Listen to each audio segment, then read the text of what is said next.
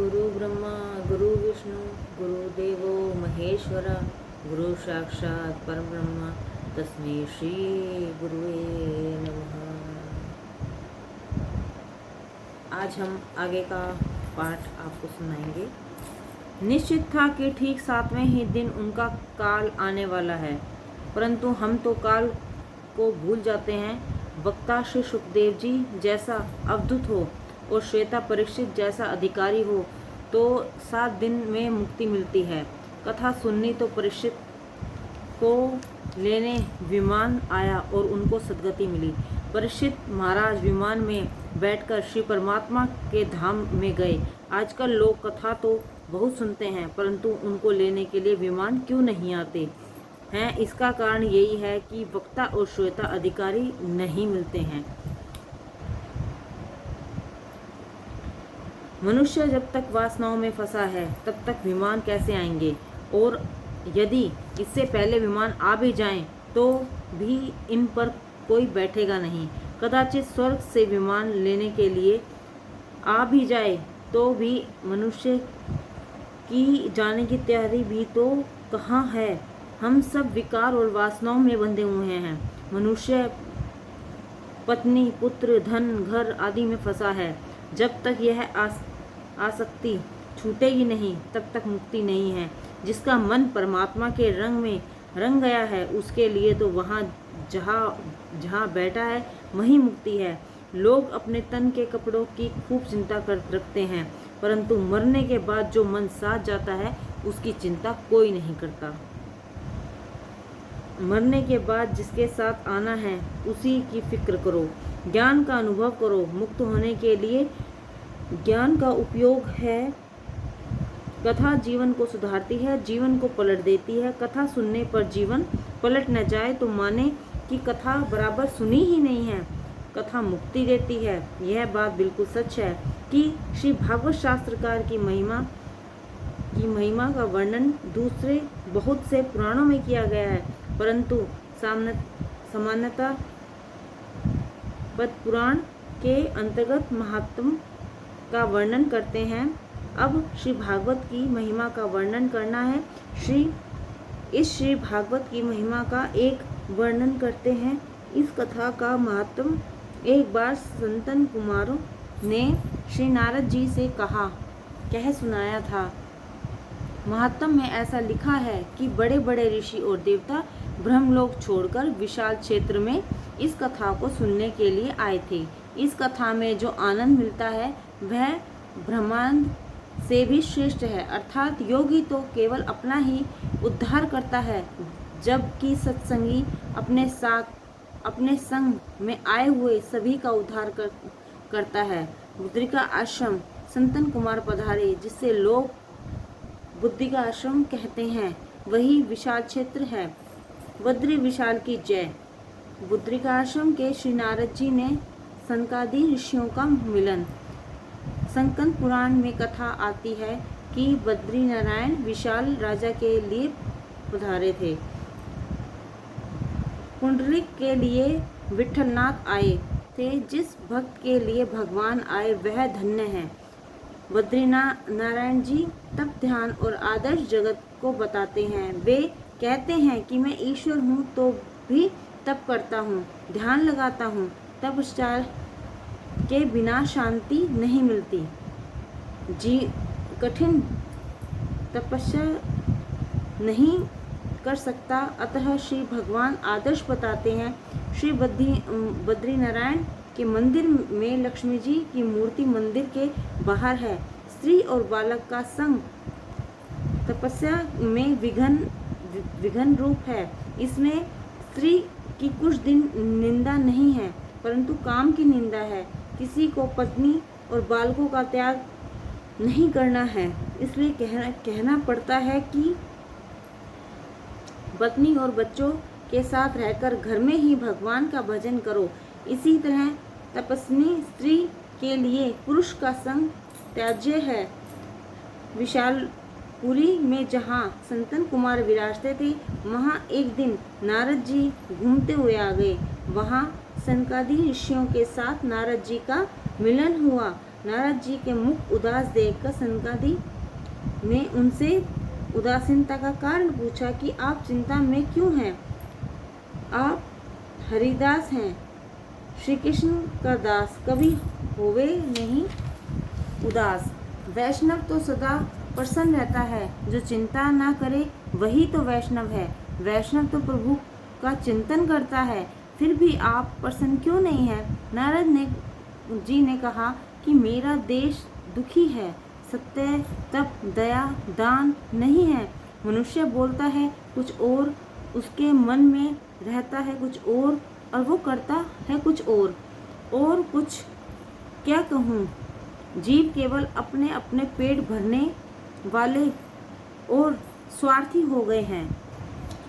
समाज में किसी को भी सुख शांति नहीं है। मैंने अनेकों स्थानों का परिभ्रमण किया है, फिर भी मुझे शांति नहीं मिली।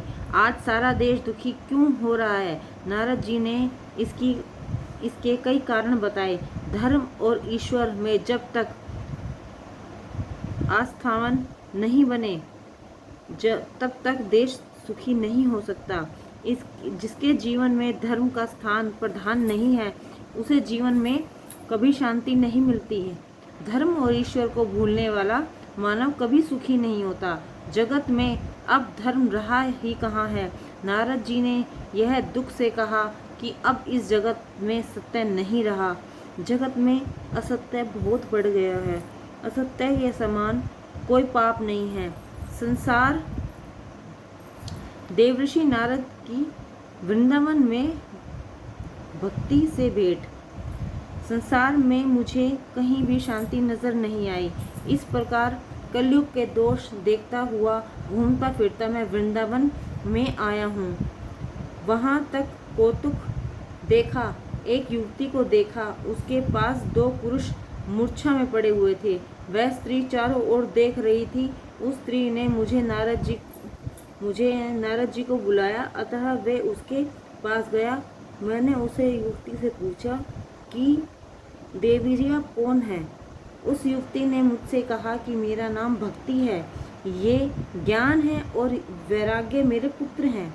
ये अब वृद्ध हो गए हैं। मेरा जन्म तो द्रविड़ देश में हुआ है। महान आचार्य दक्षिण भारत में प्रकट हुए थे। श्री शंकराचार्य जी और श्री रामानुजाचार्य जी दक्षिण में उत्पन्न हुए थे। कर्नाटक में मेरा परिपालन हुआ है और मेरी वृद्धि भी वहीं हुई है। आचार और विचार जहाँ शुद्ध होते हैं, वहाँ भक्ति को पुष्टि मिलती है।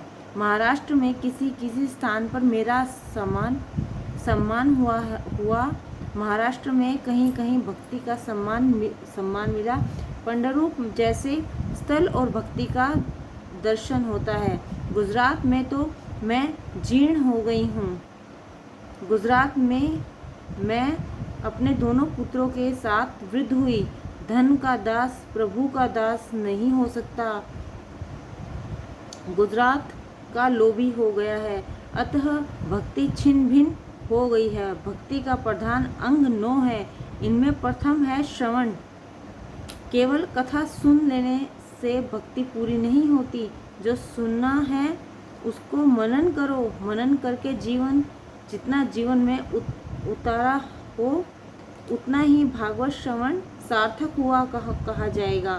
कथा सुनने से पाप जलते हैं, परंतु मनन करके जीवन में उतारने से तो मुक्ति मिलती है। श्रवण भक्ति छिन्न भिन्न हो रही है, क्योंकि मनन नहीं रहा। मनन नहीं करने से श्रवण नहीं होता। मनन के अभाव में श्रवण भक्ति क्षीण होती जा रही है। कीर्तन भक्ति भी नहीं रही है, क्योंकि कीर्तन में भी कीर्तन और कांगन का लोभ आ गया है और तभी से कीर्तन भक्ति भ्रष्ट हो गई है। कथा कीर्तन में जगत अनायास ही विस्मृत होता जा रहा है। कथा में जब बैठे हों तो संसार, व्यवहार और विचारों को मन से निकाल दो। मैं अपने श्री कृष्ण के चरणों में बैठा हूँ, ऐसी भावना रखो। कीर्तन भक्ति निष्काम होनी चाहिए। संत तुलसीदास ने कहा है कि मैं अपने सुख के लिए कथा करता हूँ, दूसरों को क्या सुख मिलता है इसकी मुझे कोई खबर नहीं है। मेरे मन का आनंद मिले इसलिए मैं कथा करता हूँ। वंदन भक्ति अभिमान के कारण चली गई, अभिमान बढ़ते ही वंदन भक्ति का नाश हुआ। इसमें सब में श्री कृष्ण की भावना रखकर सबको वंदन करो।